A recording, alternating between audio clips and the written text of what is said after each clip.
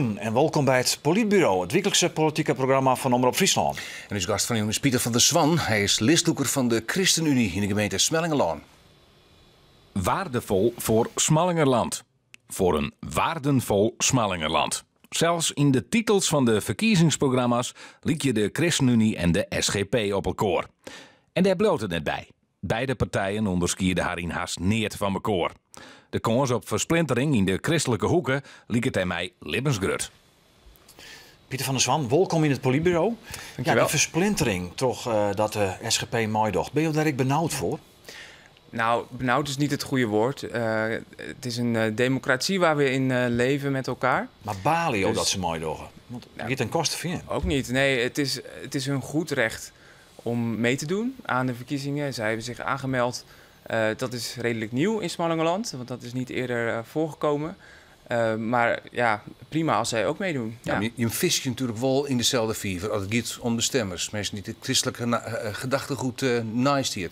Nou, ik vind de term vissen naar kiezers op zich wel heel mooi passen bij onze partij. Ja, Wat ja. dat betreft. De Visk. Ja, precies. Maar het is wel inderdaad zo dat wij als partij veel overeenkomsten hebben met de SGP. We bedrijven politiek vanuit een open bijbel, zoals we dat noemen. Dus vanuit die drijfveren zijn we bezig met de politiek. En dat is bij de SGP niet anders. Ja. Wat dat betreft is dat wel overeenkomend, maar er zijn ook wel verschillen. Bottenblij, Orlando Bottenblij, predikant en stieper ik van de ChristenUnie die het bezocht om de SGP erbij te krijgen, bij hem te krijgen. Dat is misleren. Dat betekent dat Jim hem dus wel zwaar gemaakt erover. Nou, geen zorgen, maar ik vind het altijd wel goed om in de christelijke politiek ook te zoeken naar samenwerking en Hoe ook hier die nou de hand te reiken. Wat hier die samenwerking wijzen kent met de SGP dan? Nou, ja, op inhoud zou je kunnen kijken van wat kun je voor elkaar betekenen. Zover is het eigenlijk jammer genoeg niet gekomen nog. Om dat gesprek te voeren van, nou, wat is nu precies ook belangrijk voor de SGP in Smallingerland? Wij weten natuurlijk wel wat wij belangrijk vinden in Smallingerland. En- Hetzelfde als de SGP. Nou, dat weten we eigenlijk niet, want ik ken wel mijn partijprogramma, maar dat van hen is nog niet openbaar. Dus wat dat betreft weten we dat niet. Hij heeft zelf bezocht om met de listloeker van de SGP, de heer De Boer, in contact te komen. Ja, we hebben contact gezocht en dat is via Orlando Bottenblij.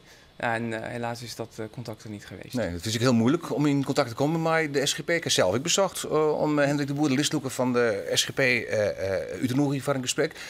Hij wil net praten, maar de journalistiek. Is het een slettenbolwer, die SGP? Maakt het dat de eventuele geerwerking voor je niet moeilijk met hun? Dat zou ik zo niet willen zeggen.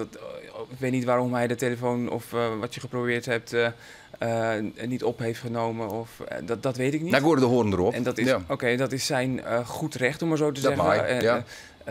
Dus ja, wat dat betreft is dat zijn keuze. Maar onze hand is uitgestoken. En wat dat betreft zou ik zeker nog wel een keer een kopje koffie willen drinken. Ja. Ja. Maar de angst van Bottenblij is wel reëel. Hè? In 2014 haalde je als ChristenUnie 2800 stemmen ongeveer. 5 zetten in de gemeente hier. 3 jaar later weer in de Tweede Kamerverkiezing stond leverden je 600 zetten in. Je ging naar 2200 zetten. En de SGP pakte daar 400 van. Maar als het nou weer gebeurt, dan krijg je een situatie. SGP haalt de kiesdrempel net. En je moet het maar een zet minder doen. Nou, u bent al druk aan het rekenen, Nou ja, merk maar ik. dat is een heel idee, toch? Het is niet irreëel om te denken dat er wat stemmen van de SGP natuurlijk... Hè, dat is een vrij ook trouwe achterban in de zin, net zoals bij onze achterban dat ook is. En landelijk mensen die SGP stemmen, die zullen misschien nu ook wel weer SGP stemmen. Maar dat is denk ik naar verwachting wel een kleinere groep. Ik denk dat wij juist als ChristenUnie een hele grote groep mensen aanspreken met ons programma. Omdat wij een heel breed programma hebben. Het gaat niet alleen over die zondagsrust, maar juist ook over wat is waardevol voor Smallingerland. Dan kijk je ook veel breder dan dat. En een duurzame samenleving waarin je kijkt naar de balans tussen werk en privé. Mensen staan onder druk ook. Ja, en Cape er moet wat gebeuren Ja, op dat komt nog een later, punt. Erik. Hè? En dat zit Ja, ik in je programma natuurlijk. Cape Staan, je willen die zondag rust houden. Ja. Dat maakt je een principieel punt van. Zeker, omdat wij geloven in een maatschappij die op dit moment best onder druk staat, zoals ik net zei. We zien dat mensen overbelast raken, ook steeds jongere leeftijd burn-out raken. En wij vinden het juist heel belangrijk dat je kijkt naar een samenleving waarin de balans daar is tussen werk en privé. En in dat hele brede perspectief, daarin past zondagsrust.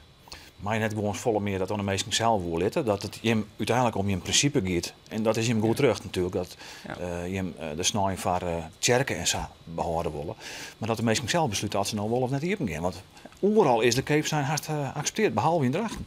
Nou, ik denk er toch wat anders over. Ik denk dat je de problemen die je ook met name in de relationele sfeer nu ziet, ook niet onder stoelen of banken moet steken. Dus het zou ook een beetje je kop in het zand steken zijn om niet met elkaar nu te zeggen van ja, onze samenleving is ook toe aan een bepaalde structuur waarin een van oudsher zondagsrust ook past.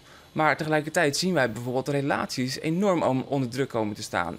Ik ben sinds september vorig jaar wethouder, zoals je misschien weet. Opvolger van Maria Krans. Klopt, met jeugdzorg ook in de portefeuille. Nou, ik kom dag en dagelijks tegen dat er relaties dusdanig onder druk komen te staan dat mensen scheiden.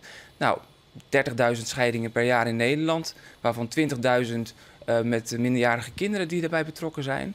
Maar de vechtscheidingen, zoals we dat even maar simpel noemen, maar dat zijn de complexe scheidingen, nemen hand over hand toe. Dat vind ik een punt. Daar word je als ChristenUnie, ik als gemeente, waarom dan? Hè? Daar moet je wat aan doen. Wat ken je erom dan als gemeente? Nou, je moet vooral kijken hoe kun je eigenlijk zo vroeg mogelijk als gemeente ook de hand reiken naar echtparen, stellen die signalen afgeven waar het misgaat. Hoe wordt het dan? Nou, je zou aan een aantal dingen kunnen denken. Je kunt bijvoorbeeld al als gemeente een lichte vorm van relatietherapie aanbieden. Als gemeente? Als gemeente, ja.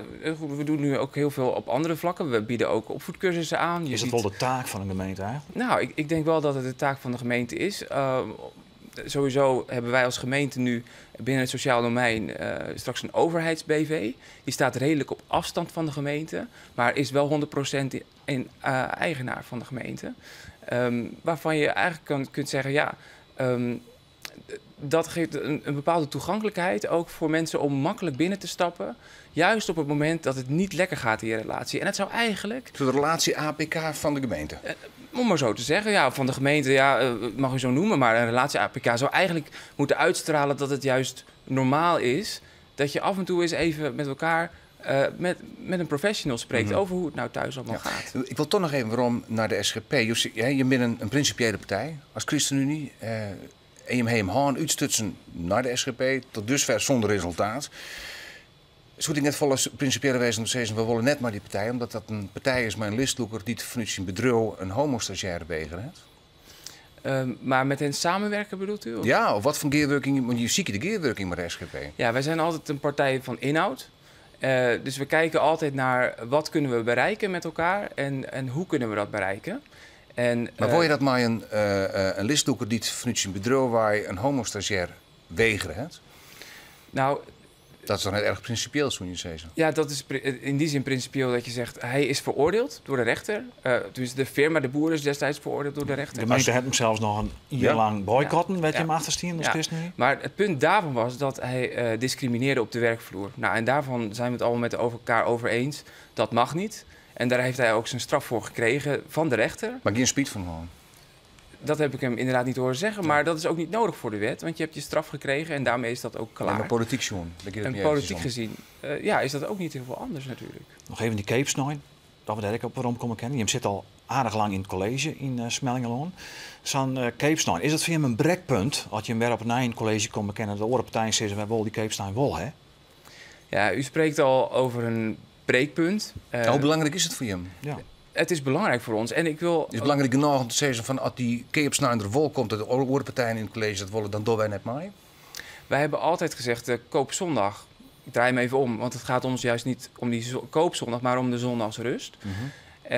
Die hebben wij altijd, om maar zo te zeggen, bevochten. Ja, het is of Keepstein of Snijns rest. De ene sluit het oren uit. Precies. Maar als het net in het collegeprogramma komt, wij hebben gezegd, zondagsrust, die wij hebben gezegd, de afgelopen periodes, daar strijden we voor. Wij hebben er nooit een breekpunt van gemaakt. Dat maakt je niet bij de komende verkiezingen, bij het komende college niet net? Wij spreken niet in breekpunten. Wij sluiten ook geen andere partijen uit, zoals andere partijen dat nu op dit moment wel doen.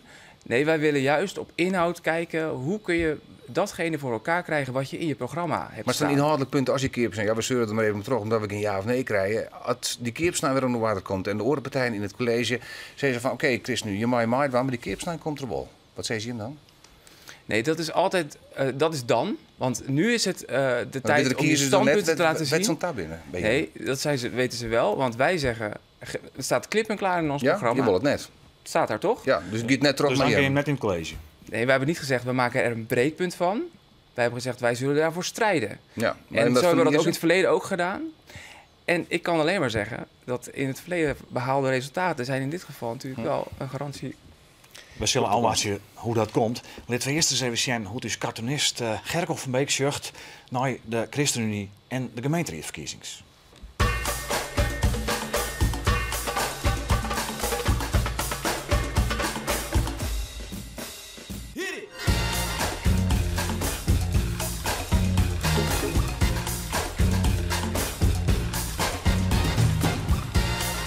Ja, keuzestress met Van der Zwaan. Mooi.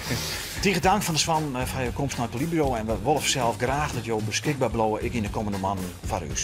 Graag gedaan, bedankt. En dat is hier deze aflevering van het Politbureau. Het politieke programma van Omroep Friesland ieder Nijweek en Mandy. Vanzelfs er, een kwartier van Bedankt voor het zien en nog een mooie jongen.